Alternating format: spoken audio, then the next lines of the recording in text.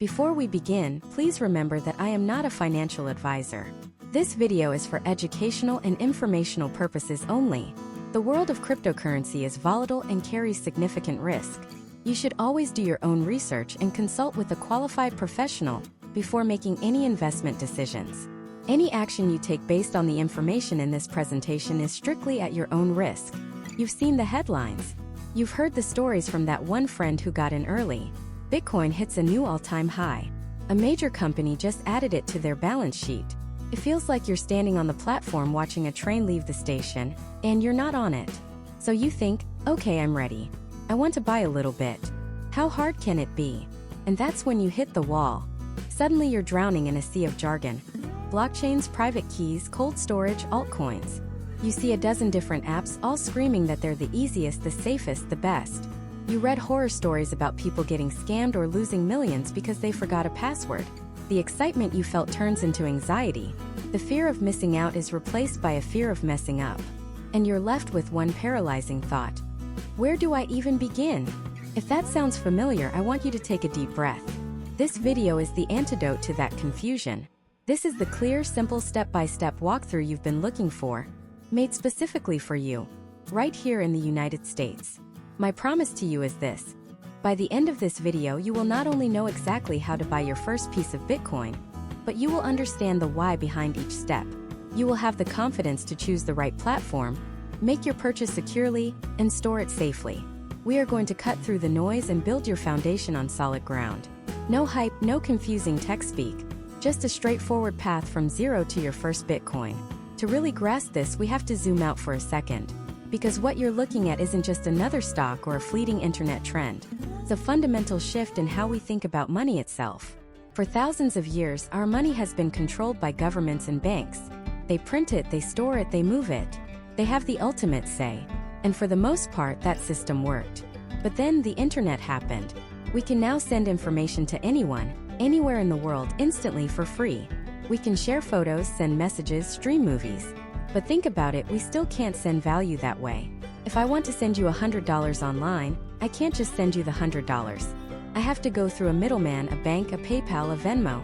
They take a cut, they set the rules, and they can freeze your account or reverse the transaction. We have an internet of information, but we don't have an internet of money. Until now, Bitcoin is the first ever way for two people, anywhere on Earth, to send value directly to each other without needing a bank or any middleman to approve it. It's like digital cash. When you hand someone a $20 bill, the transaction is final. No one can reverse it. Bitcoin brings that finality, that peer-to-peer power to the digital world. It's a global, decentralized, uncensorable monetary network that anyone with an internet connection can access. Understanding this is like trying to explain the internet in 1995. People said, "Why would I need email? I have a fax machine." They saw it as a weird hobby for tech nerds. They couldn't yet see the world of Amazon, Netflix, and social media that it would unlock. Bitcoin is at that same inflection point today. It's not just about the price going up, it's about a new financial system being built from the ground up, and you're here at the beginning. So if it's such a big deal, why is it so confusing? It's because it's brand new, and the old world doesn't know what to do with it. The financial system is trying to fit a square peg into a round hole. The media focuses on the crazy price swings because it gets clicks, not on the world-changing technology underneath. And frankly, a lot of the early community was so focused on the tech, they forgot to make it easy for everyone else to understand. This creates a minefield of questions for newcomers. Is it a scam? Is it a bubble? Am I too late? What if I buy it on the wrong app? What if I get hacked? These are all valid fears. And that's why we're going to tackle them head-on. We're going to build a mental framework so strong that by the time we get to the how-to part, you'll feel like an expert. Here's the journey we're about to take together in this video. First, we're going to solidify our understanding of what Bitcoin actually is. We'll use a simple analogy that makes it all click. Second, we will navigate the landscape of where to buy it in the United States. We'll compare the most popular and trusted options like Coinbase, Kraken, and Cash App, so you can choose the one that's perfect for you. Third, I'm going to screen share and walk you through the entire sign-up and buying process, click by click. You'll see exactly what to do, so there are no surprises. Fourth, and this is arguably the most important step of all, we'll cover how to secure your Bitcoin after you buy it. This is where people make critical mistakes, and we're going to make sure you're not one of them. Finally, we'll touch on the basics of US taxes and record keeping, so you can stay on the right side of the IRS from day one. So let's start with that first crucial piece. What is Bitcoin?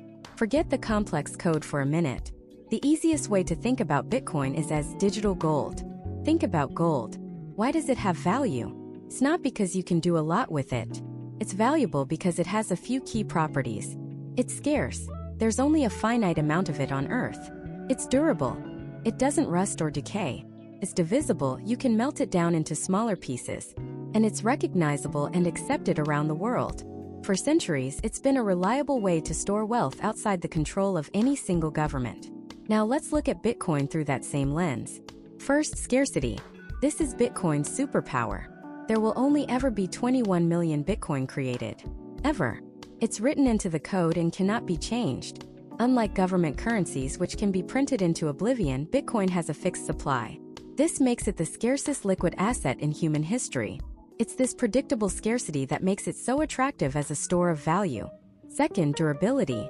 Bitcoin exists on a network of thousands of computers around the world. As long as the internet exists, Bitcoin exists.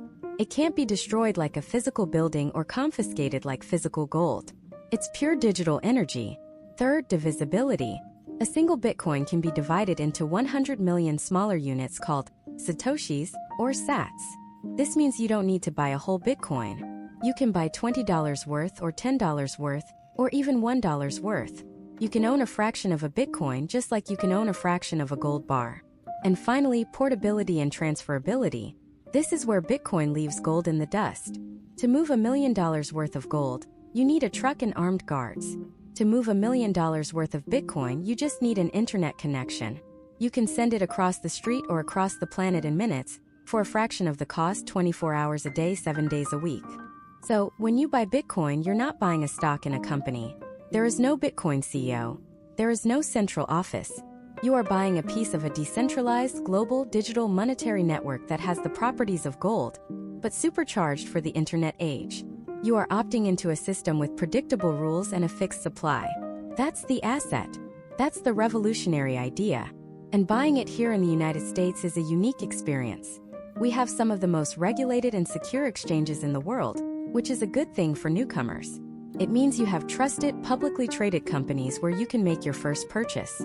It also means we have clear, though sometimes complex, tax guidelines to follow. Getting this right from the start is critical, and we will cover it.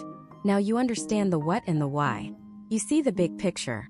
You're no longer just chasing a price on a chart. You're participating in a technological revolution. You've moved from a state of confusion to a state of clarity. The foundation is set. The next logical question, the one that stops most people in their tracks, is the most practical one of all. Okay, I get it. I'm ready. Where exactly do I go to buy it? Which app? Which website? Which one is safe, easy to use, and won't rip me off with hidden fees? Choosing the right on-ramp into this new world is your first major decision, and getting it right makes all the difference. Let's cut through the noise. When you type "buy Bitcoin" into Google, you're hit with a tidal wave of options. Dozens of apps, websites, and services all screaming for your attention, each promising they're the best, the cheapest, the easiest. It's analysis paralysis. You're frozen, worried that picking the wrong one will lead to lost money, a hacked account, or just a massive headache. So let's simplify. In the United States, there are really only 3 main types of places you'll go to buy your first Bitcoin. Think of them like this: you have the giant, super secure department stores, you have the quick, convenient corner shops, and then you have the places that are more like a direct-to-consumer warehouse. For 99% of you watching, you're going to be choosing between a department store or a corner shop. Let's start with the department stores. These are the big, dedicated cryptocurrency exchanges. The 2 most reputable and trusted names in the US are Coinbase and Kraken. These are the titans. They are built specifically for buying, selling, and holding digital assets. They have the best security, the most features, and they are heavily regulated, which is a good thing when you're starting out. First up, Coinbase. If there's one name you've probably already heard, it's this one. Coinbase is the on-ramp for millions of people in America. It's a publicly traded company on the NASDAQ, which means its books are open, and it's held to an incredibly high standard of accountability. This isn't some fly-by-night operation. The biggest advantage of Coinbase is its simplicity. The main app, the one with the blue logo, is designed for the absolute beginner. The user experience is clean, intuitive, and it holds your hand through the entire process, linking your bank account, making your first purchase. It feels as easy as using PayPal or Venmo. They've spent a fortune making it feel safe and familiar. And for many, that peace of mind is worth everything. But that convenience comes at a cost. Literally, the fees on the simple, main Coinbase app can be higher than other options. They charge what's called a spread, which is a small margin built into the price, plus a transaction fee. For a small purchase, it might not seem like much, but as you buy more, those fees add up. Now, here is the single most important pro tip I can give you about Coinbase, and it will save you a ton of money. Coinbase actually has two platforms in one. There's the simple blue app everyone knows. Then there's a platform called Coinbase Advanced. It used to be called Coinbase Pro. It's built into the same app. You just have to toggle it on in the settings. It looks a little more complex with charts and order books, like something a Wall Street trader would use. Don't be intimidated. Using the advanced platform, even for a simple market buy, cuts your fees by an enormous amount. We're talking a fraction of what you'd pay on the simple side. So the strategy is this: sign up for the easy-to-use Coinbase, get verified, but make your actual purchases on the advanced trading section. You get the best of both worlds: the security and trust of the biggest name in the game with fees that are actually competitive. Okay, so that's Coinbase. The easy, trusted, but slightly more expensive front door. Unless you use the secret, not-so-secret advanced trading entrance. Now let's talk about the other department store, Kraken. Kraken is the old guard.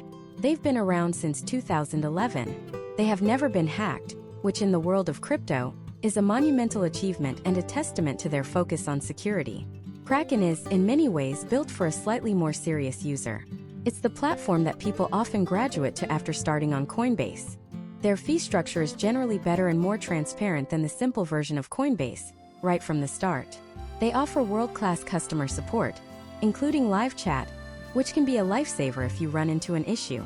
The interface might feel a little less polished or Apple-like than Coinbase, but it's incredibly robust. It gives you more options, more control, and a deeper level of information if you want it. Think of it like this: Coinbase is like buying a pre-built high-end Dell computer. You plug it in, it works perfectly, and it's backed by a massive company. Kraken is like learning to build your own PC.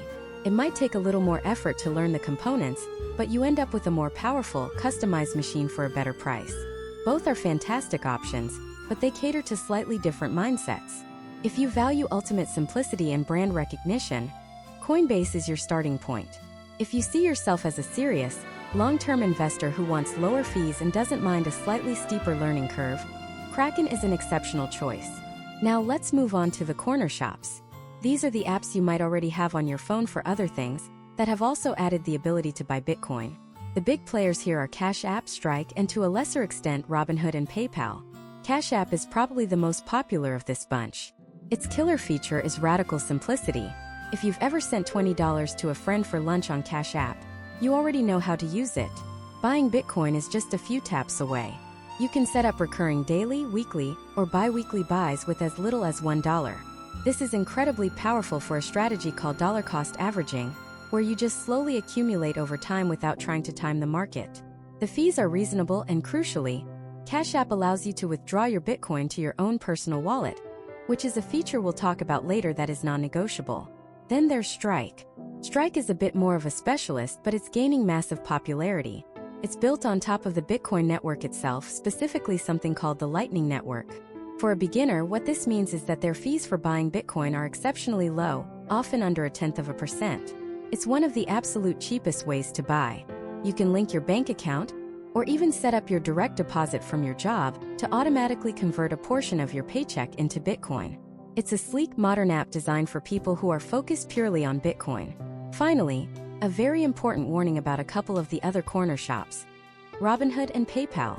While they heavily advertise that you can buy crypto on their platforms, there's a giant asterisk. On many of these services, you don't actually own the underlying Bitcoin. You're just buying an IOU, a price exposure. You can't withdraw it to your own wallet. You can't use it on the network. You can only buy it from them and sell it back to them. This completely defeats a huge part of the purpose of owning Bitcoin in the first place: the self-sovereignty and control. So for our purposes, while they exist, we are going to set them aside. The rule is, if you can't withdraw it, you don't really own it. So how do you choose? There is no single best platform, only the one that's best for you right now. My honest advice for a complete newcomer is this: if you want the most trusted, insured, publicly traded company with an interface that feels as easy as your banking app, start with Coinbase. Just remember to use the advanced trading feature to save on fees. If you're a bit more of a researcher, you value a long track record of ironclad security, and you want to start with lower fees from day one, go with Kraken. And if your goal is just to start stacking small amounts automatically every payday with the absolute minimum of fuss, Cash App or Strike are incredible choices.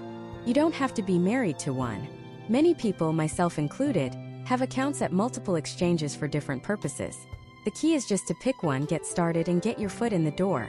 You've now seen the map of the main on-ramps. You know the big names, their strengths, and their weaknesses. You're ready to choose your entry point. But before you rush off to download an app and connect your bank account, there's a critical step we have to walk through: the sign-up and verification process. This is where you'll be asked for your personal information, your name, your address, a picture of your driver's license. This process is called KYC, or Know Your Customer. Why do these companies need this information? What are they doing with it? And most importantly, what are the essential security steps you must take right at the moment you create your account to ensure your funds are safe from day one? Choosing the right exchange is half the battle. Properly securing your new account is the other, even more critical half. And that is exactly where we're going next. So let's talk about building a fortress, because that's what your exchange account is. It's not just a login. It's the digital vault where your future wealth will be stored. And like any vault, its strength is determined not by the bank that owns it, but by the security measures you put in place. Most people skip these steps. They use the same password they use for their pizza delivery app. They click maybe later on the security prompts, and they become a statistic. A headline.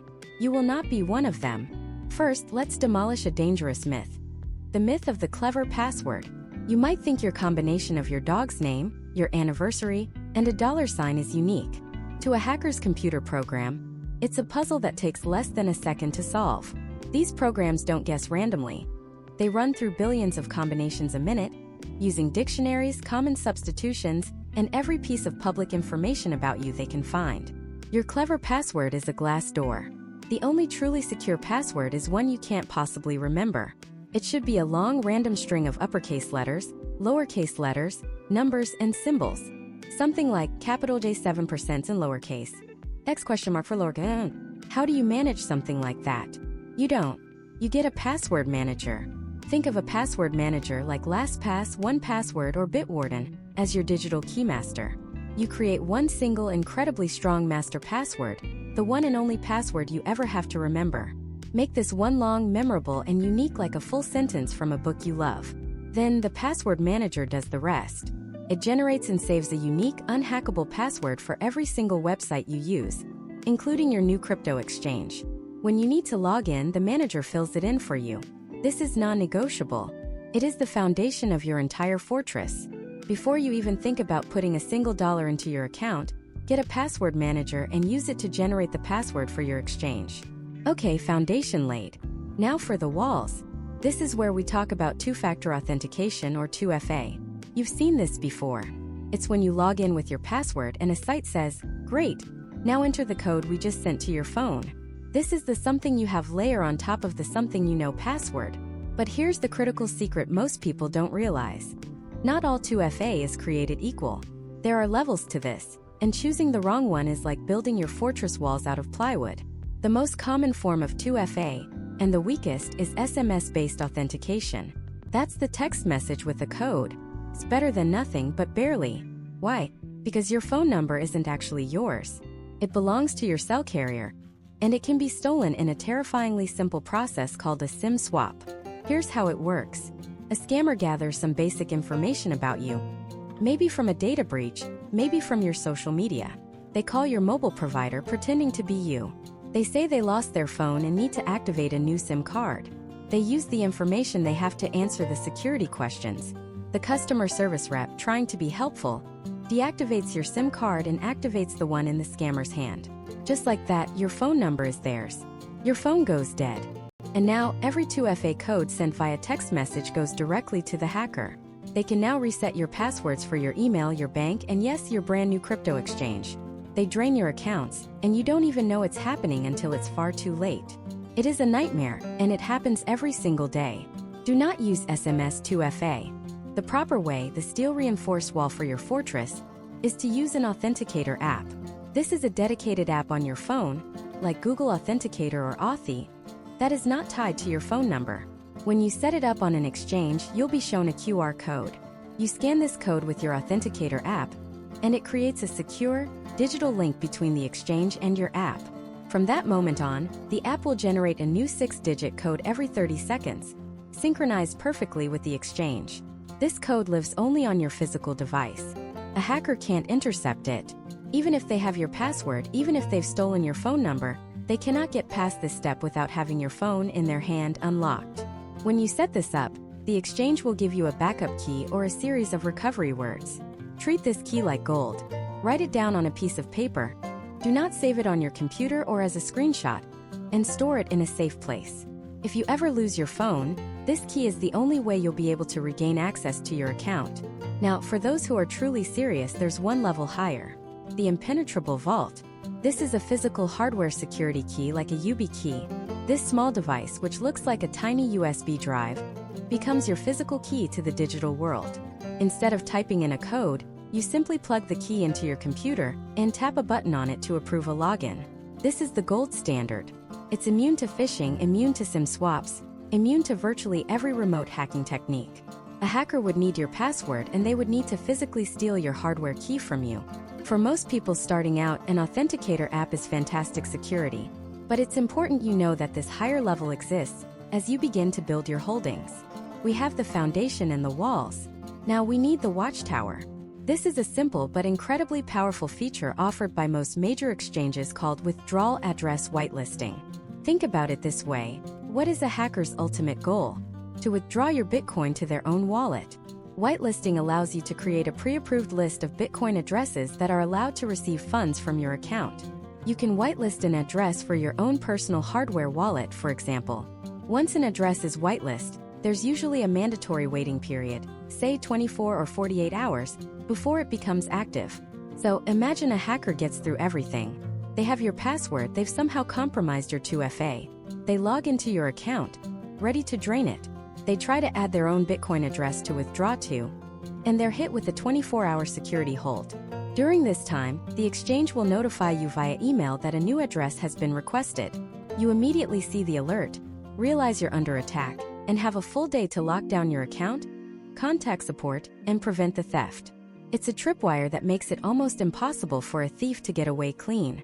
You must enable this feature. So let's recap your security checklist. 1. Use a password manager to create a long, random, unique password for your exchange account. 2. Secure your account with a proper authenticator app, not SMS. Write down your backup code and store it offline safely. 3.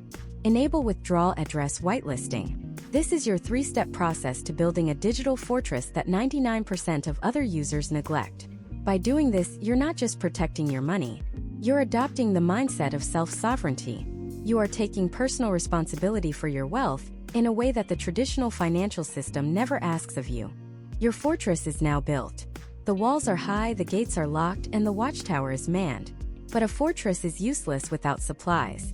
You're ready to actually connect your financial life, your bank account, to this new world. It's time to build the bridge, fund your account, and prepare to make your first purchase. But this next step comes with its own set of rules and procedures, mandated by US law, known as KYC, or Know Your Customer. This is where you'll be proving your identity to the exchange, and it's the final gate you must pass through before you can buy your first Bitcoin. So let's talk about this process. Think of it like this. In the old world, if you wanted to open a bank account, you couldn't just walk in with a mask on, drop a bag of cash on the counter and say, "Open an account for Mr. Smith." You'd have to show your driver's license, give them your social security number, and prove you are who you say you are. KYC is the digital version of that. It's a legal requirement for any legitimate financial institution in the United States, and yes, that now includes cryptocurrency exchanges. It's designed to prevent things like money laundering and terrorist financing, and frankly, it also protects you. It ensures that no one else can open an account in your name. So what does it actually involve? It's pretty straightforward and usually takes just a few minutes. First, you'll be asked for your basic personal information. This is the easy part: your full legal name, your current address, your date of birth, and the big one that always gives people pause, your social security number. Now I know what you're thinking. Giving out your social security number online feels wrong. We've been trained our whole lives to protect it. But remember, you are signing up for a financial account just like an account with Fidelity or Charles Schwab. The IRS views crypto as property, and these exchanges are required by law to report transactions. They need your SSN for the same reason your stockbroker does: tax reporting and identity verification. A legitimate US-regulated exchange will not and cannot get licensed to operate without collecting this information. After you've entered your details, the next step is proving it. This is where you'll need your phone and a government-issued photo ID. A driver's license or a passport is perfect. The platform will typically ask you to take a picture of the front and back of your ID. Now, here's a pro tip that will save you a ton of frustration. Do this in a well-lit room. Avoid glare on the ID. Make sure all four corners are visible in the picture, and that every single word is crystal clear and readable. The system that checks this is usually automated, and a blurry photo or a thumb covering your birth date is the #1 reason for rejection. So robot, it's not smart, so you have to make it easy for the robot. The final step of KYC is often called a liveness check. This is where the exchange confirms that a real, live person is submitting the ID, and not just a scammer who found a picture of a license online. It sounds a little sci-fi, but it's simple. You'll use your phone's camera or your computer's webcam to take a selfie. Sometimes they'll ask you to slowly turn your head from side to side or look up and down. It feels a little awkward, like you're taking a futuristic mugshot, but it's an incredibly powerful security feature that stops fraudsters in their tracks. You're proving you are a real three-dimensional person right here, right now. Once you submit everything, the verification process begins. Sometimes it's almost instantaneous. An automated system checks your details against public records, verifies your ID, and boom, you're approved in less than 5 minutes. Other times, it might require a manual review by a human, which could take a few hours or even a day or two, especially during periods of high demand when everyone is trying to sign up at once. Don't panic if it's not instant. This is normal. Now, while you wait for that, you're verified. Email to hit your inbox. Let's talk about the next critical step: connecting a funding source. After all, you can't buy Bitcoin with an empty account. You need to link your exchange account to your traditional bank account to move US dollars in. You'll typically see a few primary options, and understanding the difference is key. The most common method, and usually the cheapest, is an ACH transfer. ACH stands for Automated Clearinghouse, which is a fancy way of saying a standard bank transfer. This is the same network that handles your direct deposit from your job or your automatic bill payments. The big pro here is that it's almost always free. The exchange doesn't charge you to pull money from your bank. The con: it's slow. The traditional banking system, bless its heart, still operates on a timeline from the 1970s. An ACH transfer can take 3 to 5 business days for the funds to fully settle in your account. Now, many exchanges will give you instant buying power for a certain amount, meaning they credit you the money up front so you can buy Bitcoin immediately. But you won't be able to withdraw that Bitcoin or send it anywhere else until the original bank transfer officially clears a few days later. For most people starting out, ACH is the way to go. Next up, you have the wire transfer. Think of a wire transfer as ACH's older, faster, and more expensive brother. Wires are generally used for larger sums of money and are much faster, often clearing on the same day. However, your bank will almost certainly charge you a fee for sending a wire, typically somewhere between $25 and $40. The exchange might charge a fee to receive it, too. For your first purchase, you probably don't need to worry about this, but it's good to know it exists for larger investments down the road. Finally, there's the option for instant gratification, using a debit card. When you link your debit card, you can buy Bitcoin instantly, and the funds are considered settled immediately. It's fast, it's easy, and it's expensive. Exchanges charge a significant premium for the convenience and risk associated with debit card transactions. You'll often pay an extra fee of 3% to 5% on top of the standard trading fee. While it might be tempting to jump in right away, those fees eat directly into your investment. Using a debit card for a $1,000 purchase could cost you an extra $50 right off the top. My advice? Be patient. Use the free ACH transfer and save that money. So how do you actually link your bank account? You won't be giving the crypto exchange your bank username and password.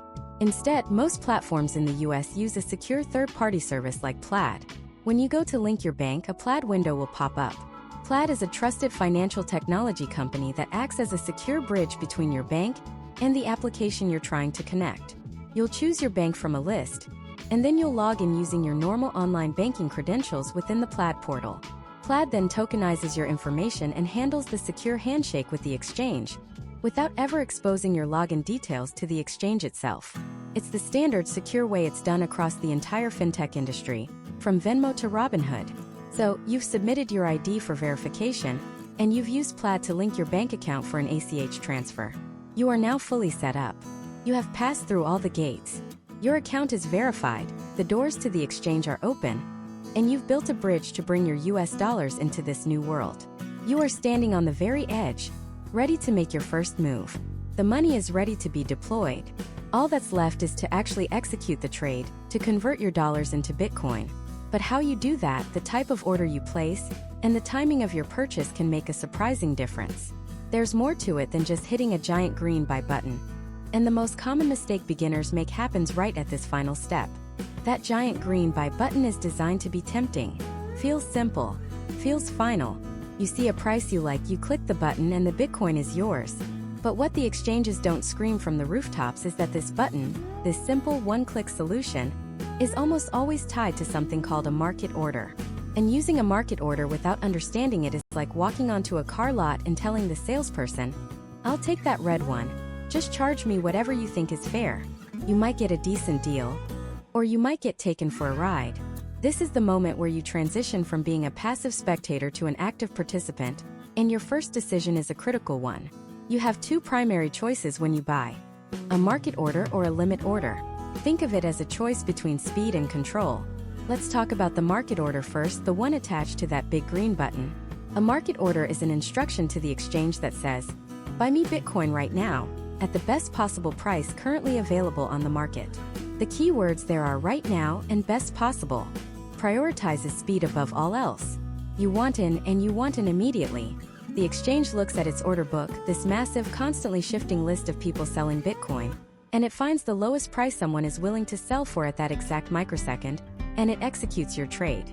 Sounds great, right? Fast. Efficient. But here's the catch, and it's a big one called slippage. The price you see on your screen is usually the price of the last completed trade. It's not necessarily the price you are going to get.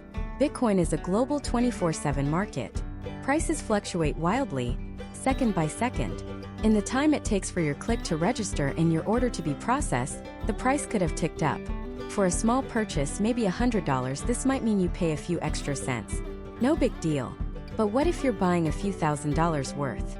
And what if you do it during a moment of high volatility, when the price is jumping around like a pogo stick? The lowest price seller might only be selling a small fraction of what you want to buy. So the exchange buys that up, then moves to the next lowest seller and the next, each one at a slightly higher price. By the time your entire order is filled, the average price you paid could be significantly higher than the price you saw when you clicked buy. That difference is slippage. It's your money vanishing into the digital ether before you even own the asset. I know a guy, let's call him Mark.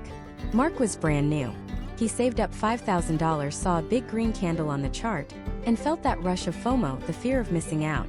He saw Bitcoin at, say, $50,000. He hit the big market buy button for his full $5,000. But it was a frantic moment in the market. By the time his order was filled, his average price was $50,750. He instantly lost 1.5% of his investment. That's $75 gone. Poof. Not because the market crashed, but simply because he chose speed over control. He let the market dictate his entry price, and the market is never sentimental. So, a market order gives you certainty of execution, you will get your Bitcoin, but it gives you zero certainty of price. Now let's talk about the other option. The smarter option. The professional's choice. The limit order. A limit order flips the entire script. Instead of saying buy it for me now at any price, a limit order says, buy it for me only if the price hits a specific number that I choose or lower. You are no longer a price taker. You are a price maker. You are in complete control. Think of it like bidding on a rare item on eBay. The current bid is $95, but you're only willing to pay up to $100. You don't just frantically click buy now at whatever price pops up. You place a maximum bid of $100. If the price goes to 101, you don't get the item. You might be disappointed, but you never violated your own rule. You never overpaid. A limit order is your maximum bid for Bitcoin. Let's go back to our example. Bitcoin is trading around $50,000. You look at the chart and decide you're comfortable buying, but you don't want to chase the price up. You think it might dip a little. So, instead of a market order, you place a limit order to buy your $5,000 worth of Bitcoin at a price of $49,800. Now, one of two things will happen. 1. The price of Bitcoin continues to go up. It never drops back down to your limit price. Your order never gets filled. And you don't buy any Bitcoin. This is the downside of a limit order. You risk missing the boat if the price runs away from you. You might be sitting on the sidelines with your cash while everyone else is celebrating a rally. It requires patience. But 2, the price does what it almost always does, it fluctuates. It dips down for a few minutes, touches your price of $49,800 and BAM. Your order is instantly filled. You just bought your Bitcoin at the exact price you wanted to pay. You had zero slippage. You were in absolute control. Compared to our friend Mark, who market bought at $50,750, you got the exact same asset, but you paid nearly $1,000 less for it. You played the game like a professional, not a panicked amateur. This is the fundamental trade-off. Market order gives you speed but exposes you to price risk.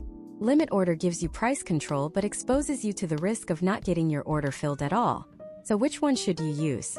For 99% of beginners, starting with limit orders is the way to go. It forces you to be disciplined. It forces you to think about what price you're actually willing to pay, rather than just emotionally reacting to the market. It protects you from the hidden cost of slippage and is the single easiest way to avoid the most common and costly rookie mistake. Most exchange interfaces have a little drop-down menu near the buy button that says, Market. You just have to click it and change it to Limit. It's that simple. When you select Limit, a new box will appear asking for your limit price. That's where you type in the price you want to pay. Now, a powerful strategy for newcomers is to not think of it as an all-or-nothing choice. You can use both. Let's say you have $1,000 you want to invest. You could use a market order to buy a very small amount, say $100, just to get some skin in the game and overcome that initial paralysis. You're in. You're on the board. Then, you can take the remaining $900 and break it up into a few limit orders. You could set one limit order to buy $300 if the price dips by 1%, another to buy $300 if it dips by 3%, and a final one to buy the last $300 if there's a bigger 5% drop. This strategy is a form of dollar cost averaging, but it's more active. You're not just buying on a schedule. You're strategically buying the dips. You're setting patient traps for the market, waiting for it to come to you on your terms. This is how you accumulate a position intelligently over time, instead of making one big, emotional, and potentially costly bet. There are other, more advanced order types like stop losses and take profits, but those are tools for managing your investment once you have it. For the initial act of buying, mastering the difference between market and limit is the only thing you need to focus on. It's the foundational skill that separates informed investors from gamblers. So you've chosen your exchange, you've funded your account, and now you understand precisely how to place an order that puts you in the driver's seat. You've set your limit price, you've specified the amount, and you've clicked confirm. A few hours later, you get a notification. Your order has been filled. Congratulations! You officially own Bitcoin. But this is where the journey takes another critical turn, because owning Bitcoin and controlling Bitcoin are two very, very different things.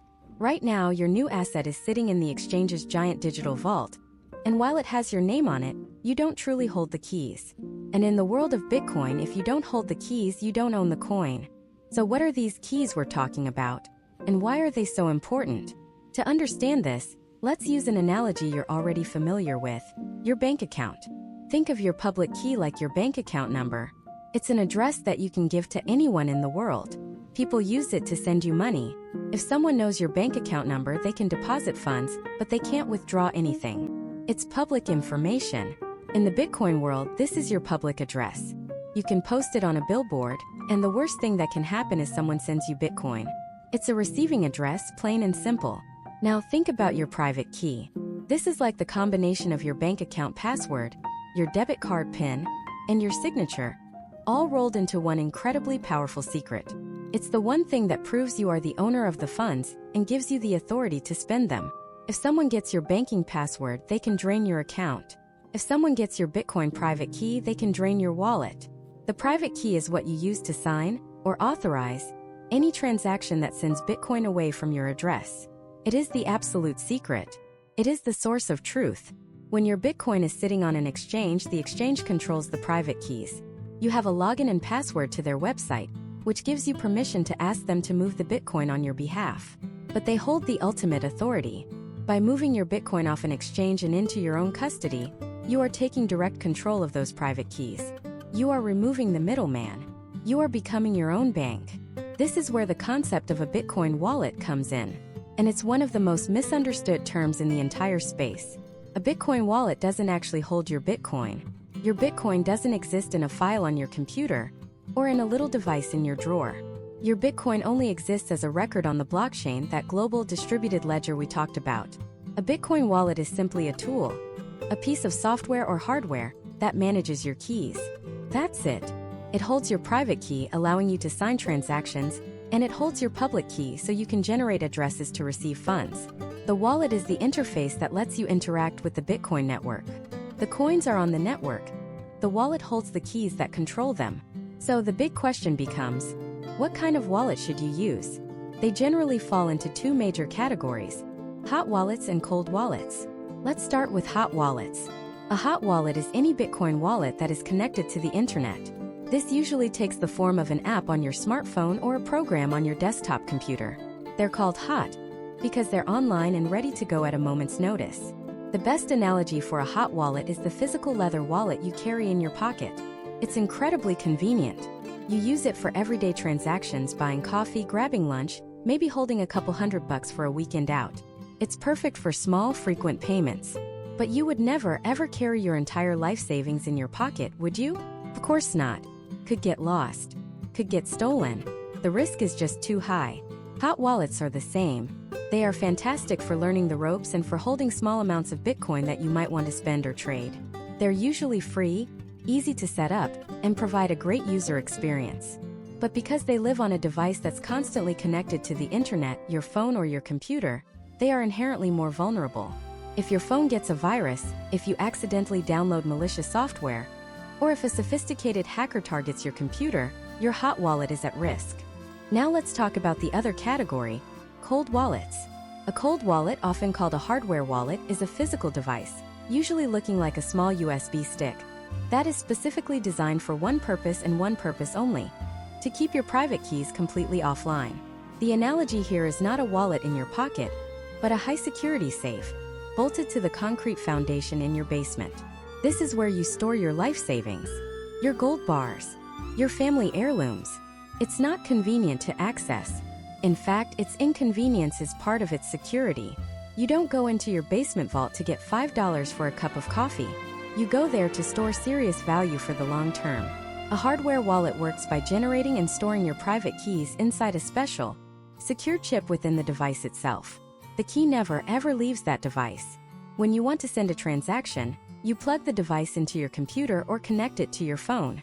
The transaction is prepared on your computer, then it's sent to the hardware wallet for signing. You physically press a button on the device to confirm the transaction, and the signed transaction, the authorization, is sent back to the computer to be broadcast to the network. Your private key never touches the internet-connected computer. It's like signing a check inside a locked vault, and then passing just the signed check out through a slot in the door. It is the gold standard for personal security. This is how you protect your long-term Bitcoin savings from online threats like hackers, viruses, and malware. It's the method used by anyone who is serious about holding a significant amount of Bitcoin for the future. Now, whether you choose a hot wallet or a cold wallet, you are going to be introduced to the single most important piece of information in your entire Bitcoin journey. It's more important than the wallet itself. It's more important than your password. It's called a recovery seed phrase, or sometimes just a seed phrase. When you first set up a non-custodial wallet, it will generate a list of 12 or 24 random words. Words like ocean, anchor, victory, galaxy, lizard. This list of words, in its exact order, is the master key to your entire wallet. It is a representation of your private key that's readable by humans. From this seed phrase, your wallet can mathematically regenerate every single private key and public address you will ever use. This means if your phone falls into a lake, you can buy a new phone, download the same wallet app, enter your 12 words, and your entire balance is restored. If your hardware wallet gets run over by a truck, you can buy a new one from the same or even a different manufacturer, enter your 24 words, and your funds are right there safe and sound. The words are the wallet. The device is just a temporary container. This brings me to the most critical security warning I will give you in this entire series. You must protect these words as if they were life itself, because in the digital world they are. First, write them down on a piece of paper, or better yet, stamp them into a piece of metal. Do not, under any circumstances, store them in a digital format. Do not take a screenshot. Do not save them in a text file on your computer. Do not store them in a password manager or email them to yourself. Any digital storage is a target for hackers. Paper and steel are not. Second, secure them physically. Think about the worst-case scenarios: a fire, a flood, a robbery. Store your written-down seed phrase in a secure, private, and safe location. Some people use a safe deposit box. Some use a fireproof safe at home. Many people create multiple copies and store them in different, geographically separate locations. Third, and I cannot stress this enough, never ever ever share these words with anyone. Ever. No wallet company, no exchange support agent, no friendly helper on Twitter will ever ask for your seed phrase. Anyone who asks for your 12 or 24 words is a scammer trying to steal your money. Period. There are no exceptions. Sharing your seed phrase is like handing a stranger a signed, blank check to your entire life savings. You simply do not do it. This is the responsibility that comes with true ownership. With an exchange, you trust them. With self-custody, you trust yourself. It requires a new mindset. You are the only one in control, which means you are also the only one responsible for your security. It's a profound shift, but it's the entire point of Bitcoin. To give you back that power, that control, that sovereignty over your own money. So how do we translate that philosophy into practical, real-world security? How do you take that sovereignty and lock it down in a way that no hacker, no company, and no government can touch? The answer, and this is probably the single most important piece of hardware you will ever buy on your Bitcoin journey, is a hardware wallet. Let's be crystal clear about what this is. A hardware wallet, also known as a cold storage device, is a small physical electronic device, often looking like a fancy USB drive. It has one job and one job only: to generate and protect your Bitcoin private keys completely offline, away from the internet and all its dangers. Think of it as a specialized vault for your digital money. Your phone is a hot wallet. The account you have on an exchange is a hot wallet. They are connected to the internet, making them convenient, but also perpetually exposed to threats. A hardware wallet is the polar opposite. It's a fortress. Why is this not just a recommendation, but an absolute necessity for anyone serious about owning Bitcoin? Because of a simple, brutal phrase you will hear over and over again in this space. Not your keys, not your coins. Let me tell you a story that's all too real for millions of people. In 2022, a massive, seemingly trustworthy cryptocurrency exchange called FTX collapsed. It was run by a charismatic founder, endorsed by celebrities, and had its name on sports arenas. People believed it was as safe as a bank. They stored their life savings there. And then overnight it was all gone. A black hole of fraud and mismanagement swallowed billions of dollars of customer funds. People who thought they owned Bitcoin woke up to find they owned nothing but an IOU from a bankrupt company. Their Bitcoin was just a number on a screen, an entry in a database that FTX controlled. They never held the keys, and so it was never their coins. This isn't a one-time event. It happened with Mt. Gox. It happened with Celsius. It happened with countless others. Leaving your Bitcoin on an exchange is like leaving a stack of gold bars with a stranger who promises to keep them safe. You are trusting them not to lose it, not to get robbed, and not to simply run away with it. With a hardware wallet, you eliminate that trust. You become the bank. So how does this little device actually perform this magic? It's genius in its simplicity. When you set up your hardware wallet for the first time, it generates your private keys inside the device itself. These keys will never ever leave that secure chip. They are born there and they will die there. When you want to send some Bitcoin, you create the transaction on your computer or your phone. But your computer doesn't have the keys. It can't sign it. It sends the unsigned transaction to your hardware wallet. On the wallet's tiny screen, you'll verify the amount and the address you're sending to. If it's all correct, you physically press a button on the device to approve it. The device then signs the transaction internally using your private key and sends only the signed transaction back to the computer. Your computer then broadcasts this to the Bitcoin network. Do you see the critical step? Your private key was never exposed to your computer. It was never on the internet. A hacker could have a virus on your computer recording every single keystroke, and it wouldn't matter. They can see the transaction, but they can't sign it. Only you, with the physical device in your hand, can give that final approval. This separation is the entire foundation of its security. Now, this brings us to the most important concept in all of self-custody. When you set up that hardware wallet, it's going to show you a list of 12 or 24 random words. This is your seed phrase, or recovery phrase. You need to listen to me very, very carefully right now. These words are not a password. They are infinitely more important. This sequence of words is the master key to all of your Bitcoin. It is a direct representation of your private key. Anyone in the world who gets a copy of these words can steal all of your Bitcoin from anywhere on the planet without needing your hardware wallet, your PIN, or anything else. Conversely, if your hardware wallet gets smashed by a hammer, dropped in the ocean, or stolen, you don't lose your Bitcoin. Your Bitcoin isn't in the device. It's on the blockchain. The device is just the key to access it. You can simply buy a new hardware wallet from the same or even a different compatible brand, enter your 12 or 24 word recovery phrase, and you will regain full access to all of your funds. This means the security of your entire Bitcoin wealth boils down to one single task: securing that list of words. So let's establish the 10 commandments of seed phrase security. 1. You will never take a picture of your seed phrase. 2. You will never type it into your computer or phone for any reason other than a wallet recovery. 3. You will never save it in a text file, a Word document, or an email to yourself. 4. You will never store it in a password manager or in any cloud service like Google Drive or iCloud. 5. You will never speak it out loud or show it to another living soul. Not your spouse, not your lawyer, not your best friend. So what do? You write it down with a pen, on paper. Check your spelling 3 times. Better yet, you get a metal plate, sometimes called a steel wallet, and you physically stamp or etch the words into it. Why metal? Because it's fireproof, it's waterproof, it's basically indestructible.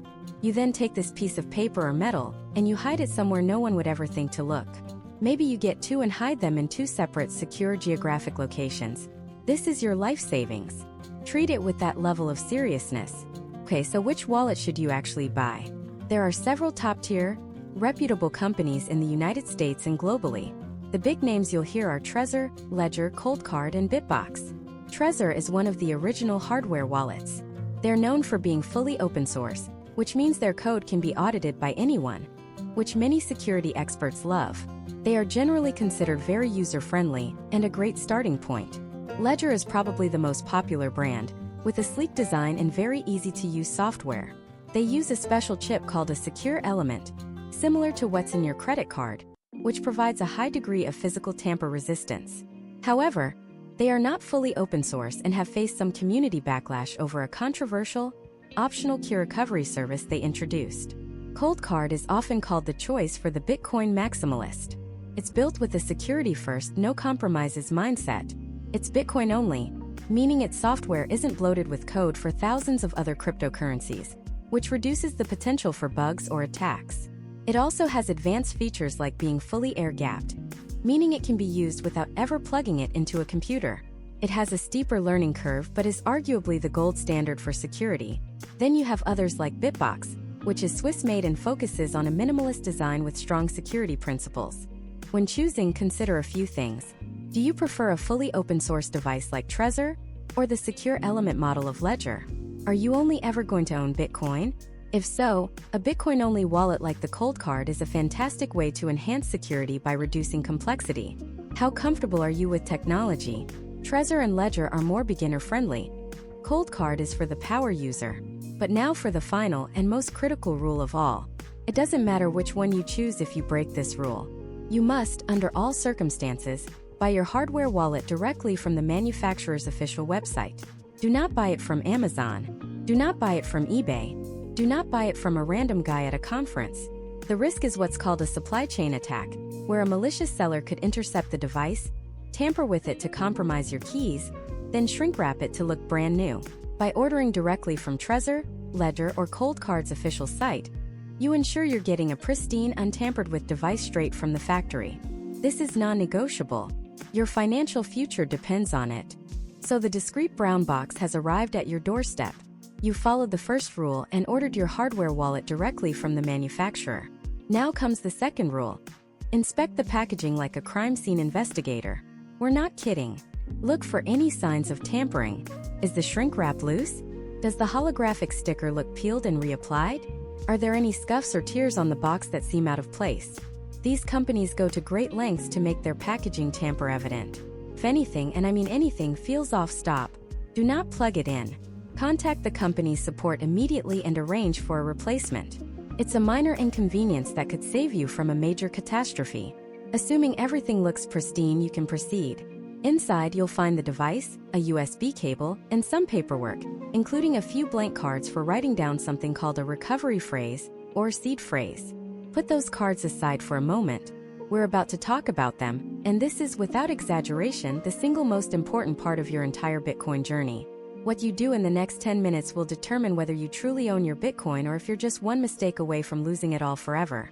When you plug in your new hardware wallet for the first time and begin the setup process, the device will do something magical. It will generate a unique string of 12 or 24 simple English words. This is your seed phrase. Let's be crystal clear about what these words are. They are not a password. A password protects an account. These words are the account. They are the master key to your Bitcoin. With these words, anyone, anywhere in the world at any time in the future can recreate your entire wallet and take all of your funds. Conversely, if you lose access to your hardware wallet, if it gets lost, stolen, or crushed by a steamroller, these words are the only thing that will allow you to get your Bitcoin back. The device is disposable. The words are irreplaceable. I need you to internalize this. The seed phrase is everything. Which brings us to the most unforgiving, non-negotiable, absolute law of self-custody. You must never ever, under any circumstances, allow your seed phrase to touch any device that is connected to the internet. Let me say that again. Do not type it into a text file. Do not save it in a password manager. Do not email it to yourself. Do not store it in a secure notes app on your phone. Do not take a picture of it. Do not store it in your iCloud or your Google Drive. Do not even type it into a document on a computer that is air-gapped, but might one day be connected to a network. You have to assume that every single digital device you own is compromised. Assume there's a keylogger watching every letter you type. Assume there's malware scanning every photo you take for patterns that look like 12 or 24 words. This isn't paranoia. It's basic operational security in the 21st century. We hear the horror stories every single week. People who did everything right, but they took a quick backup photo of their seed phrase, and a year later their life savings were drained by a hacker who breached their cloud storage. They didn't even know it happened until it was too late. The transaction is irreversible. There is no one to call. No bank to reverse the charge. It's just gone. Your hardware wallet is designed to be the bridge between the dangerous online world and your precious private keys. It signs transactions for you without ever exposing the keys to the internet. The moment you type those keys into a computer or phone, you have completely destroyed the entire security model you just paid for. You've basically built a fortress and then handed the master key to a stranger on the street. So, how do you handle these words? With a pen. And with metal. The device will display the 12 or 24 words one by one on its own trusted little screen. You will physically write them down in order on one of the paper cards provided. Double-check your spelling. Quadruple-check the order. This piece of paper is now the most valuable document you own. But paper is fragile. It burns in a fire. It turns to pulp in a flood, can be easily destroyed. This is why your next small purchase is a metal seed storage device. Companies like Billfodl, Cryptosteel, or Seedplate sell kits that allow you to stamp or arrange your seed phrase into solid steel. These plates are designed to withstand fire, water, and corrosion. They can survive a house fire. They can survive a flood. They are, for all intents and purposes, indestructible under normal disaster scenarios. Buying one of these isn't a luxury. It's like buying a fireproof safe for your gold bars. The cost is trivial compared to what it protects. Once your seed is stamped into steel, the final question is where to store it. The answer is not somewhere obvious. Don't put it in a safe in your office labeled Bitcoin. That's the first place a thief would look. Be creative. Think about physical security. Some people use a safe deposit box at a bank, though there's a debate about the trade-offs there. Others opt for secure, hidden locations within their own property. For those with significant holdings, a common strategy is to split the seed. For example, you could stamp the first 12 words onto one plate and store it in one location, and the last 12 words onto another plate stored in a completely different secure location. This way, the discovery of one plate is useless without the other. It's the financial equivalent of nuclear launch codes. During the setup, you'll also be asked to create a PIN code for the device itself. This PIN is for daily use. It's what you'll enter into the device to unlock it before you can send a transaction. It protects you if someone physically steals your device. They won't be able to use it without the PIN, and after a few wrong guesses, the device will wipe itself. But remember, the PIN only protects the physical device. It does not protect the seed phrase. The seed phrase is the ultimate backup that bypasses the PIN entirely.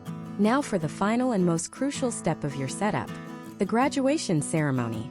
Once you have set up your wallet, secured your seed phrase on paper and preferably in metal, and set your PIN, you're going to perform a test run that will solidify your confidence and confirm your backup is perfect. First, you'll use the wallet's companion app on your computer to generate a receiving address. You'll then go to the exchange where you bought your Bitcoin and send a very small amount, say $20 worth, to this new address. You will wait for it to confirm. You will see the balance appear in your hardware wallet's app. It's an amazing feeling, seeing that Bitcoin arrive in a wallet that only you control. But we're not done. Now you're going to do something that feels terrifying but is actually incredibly empowering. You are going to intentionally wipe your hardware wallet. Go into the settings and perform a factory reset. The device will be completely blank, as if it just came out of the box. Your $20 of Bitcoin will seem to have vanished. Then you will take a deep breath, grab your newly created seed phrase backup, and go through the wallet's recovery process. You will carefully enter each of the 12 or 24 words, one by one, into the device. And then, like magic, the device will regenerate your private keys. You'll open the app, and you'll see your $20 balance safe and sound. This test proves everything. It proves you wrote the words down correctly, proves your backup works, and most importantly, it proves that you understand the fundamental principle. The Bitcoin isn't in the device, it's on the blockchain, and your seed phrase is the key that gives you access to it. By completing this trial run, you've vanquished the fear of the unknown. You've faced the what-if scenario of a lost or broken device and come out the other side. You are now truly your own bank. You are ready to move the rest of your funds from the exchange to the safety of your own custody. The moment of truth has arrived. All the learning, the setup, the small test transaction, it has all been a dress rehearsal for this. Moving your main stack of Bitcoin off the exchange and into your control. This isn't just another transaction. It's a declaration of your financial sovereignty. So take a deep breath. We're going to do this calmly, methodically, and correctly. Open up your exchange account and navigate to your Bitcoin wallet. You know the drill. You're going to initiate a withdrawal or a send. Now for the destination address. Go to your hardware wallet software application on your computer. Click Receive. Just like before, it's going to generate a fresh new Bitcoin address for you. This is a crucial privacy feature we'll touch on in a moment. For now, just know that it's perfectly normal and good practice to use a new address for every transaction you receive. Copy that address. Now go back to your exchange and in the withdrawal field, paste the address. And now we stop. Everything stops. This is the most important checkpoint in the entire process. You are about to send a significant amount of value across a global, irreversible network. You must verify this address is correct. Do not trust your computer's clipboard. Malicious software exists that can hijack your clipboard and replace the address you copied with an attacker's address. It sounds like something out of a spy movie, but it's a real threat. This is why you bought a hardware wallet. Look at the screen of your physical device. It should now be displaying the exact same address that's on your computer screen. Your job is to compare them, not just the first few characters and the last few. Every single character. Read them out loud if you have to. Take your time. This is the trust anchor. Your hardware wallet screen is the ground truth. If the address on the device matches the address in the software, you can be 100% certain that you are sending funds to a wallet that you, and only you, control. If they don't match, stop immediately. Your computer is likely compromised. But for 99.9% of you, they will match perfectly. Once you have confirmed the address on the physical device, approve it. The exchange will then ask you how much you want to send. In this case, you'll likely want to send the maximum amount. Go ahead and select that. You'll see a network fee deducted. This fee is not paid to the exchange. It's paid to the Bitcoin miners who will process and secure your transaction. We'll talk more about that in a second. Now you'll go through the exchange's final security checks, maybe a two-factor authentication code, an email confirmation. Follow their steps, and then you click send, and it's gone. Your exchange balance will drop to zero, and for a moment you might feel a pit in your stomach. The Bitcoin isn't in your hardware wallet yet. It's in the digital ether. It's in the mempool. What is the mempool? Imagine it as a giant global waiting room for all the Bitcoin transactions that have just been sent. Your transaction is now sitting in that room, waiting for its name to be called. Who calls its name? The miners. Miners are the decentralized accountants of the Bitcoin network. They bundle thousands of these waiting transactions together into a block. Think of a block as one page in the world's most secure accounting ledger. To add that page to the ledger, the blockchain, miners have to solve an incredibly difficult mathematical puzzle. The first one to solve it gets to add their block of transactions to the chain and is rewarded with newly created Bitcoin. This is the proof of work you may have heard about. It's what makes the network so secure. Your transaction, along with thousands of others, will get picked up by a miner and included in a block. Once that block is solved and added to the blockchain, your transaction has received its first confirmation. You'll see it appear in your hardware wallet software, maybe labeled as pending or unconfirmed.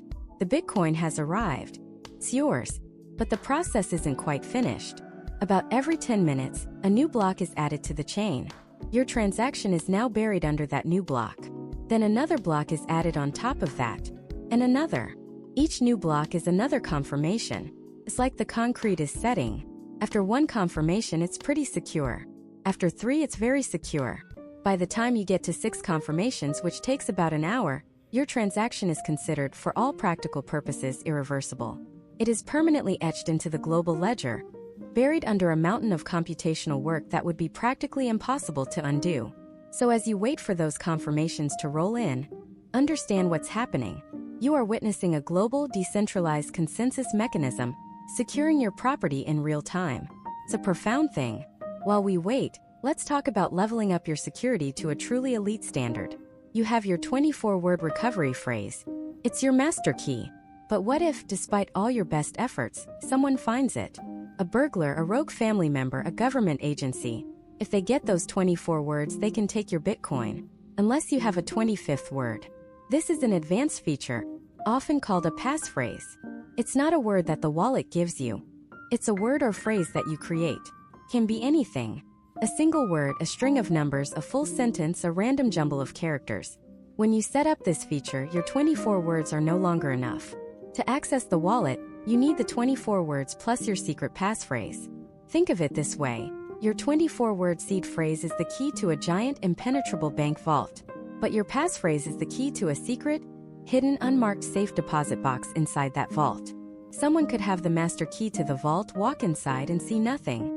They wouldn't even know your safe deposit box exists. This creates what's called plausible deniability. You can even keep a small amount of Bitcoin in the main wallet associated with just the 24 words. If you were ever forced to give up your wallet, you could reveal the 24 words, handing over the small decoy amount, while your main stash remains completely hidden and inaccessible in the passphrase-protected wallet. Now, a critical warning. The power of the passphrase comes with immense responsibility. If you forget your passphrase, your Bitcoin is gone forever. There is no recovery.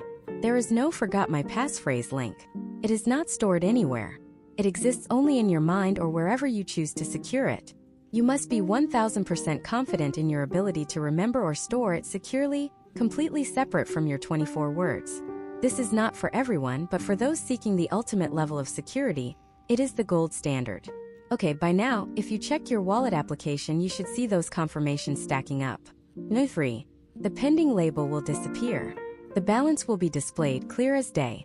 It's there. It's real. And it's yours. You have done it. You've successfully navigated the entire process. From understanding what Bitcoin is, to choosing an exchange, to buying your first sats, to taking the monumental step of securing it in your own hardware wallet. You are no longer just an investor.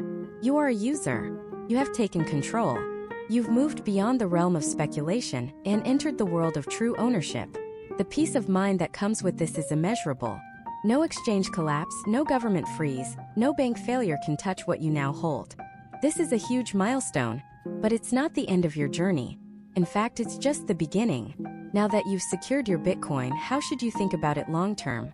What are the tax implications you need to be aware of in the US? And what are the next steps to continue your education and grow your understanding of this revolutionary technology? Let's start with the long-term mindset. The most important thing to understand is that you haven't just bought a speculative asset.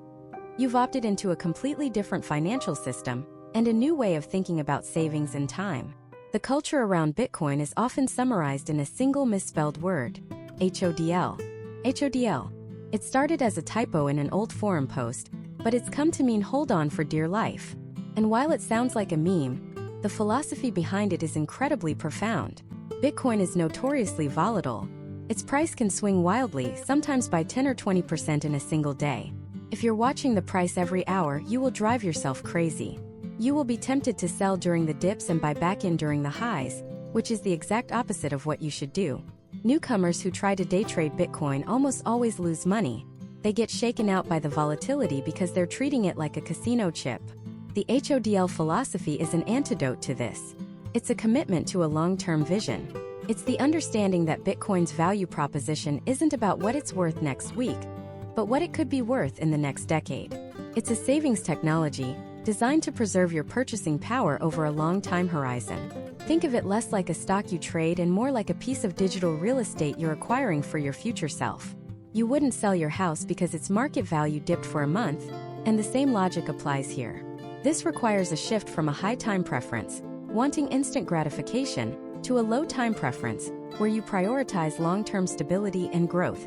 A practical strategy to embrace this mindset is dollar cost averaging, or DCA. This simply means buying a fixed dollar amount of Bitcoin on a regular schedule, say $50 or $100 every week or every month, regardless of the price. When the price is high, your $50 buys you a little less Bitcoin.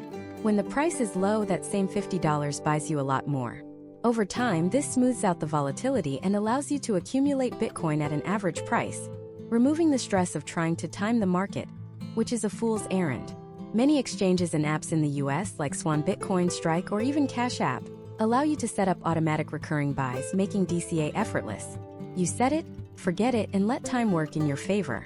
Now let's talk about something that's just as important as your security and your strategy: taxes. This is where many people get intimidated, but the rules in the US are actually quite straightforward once you understand the basic framework.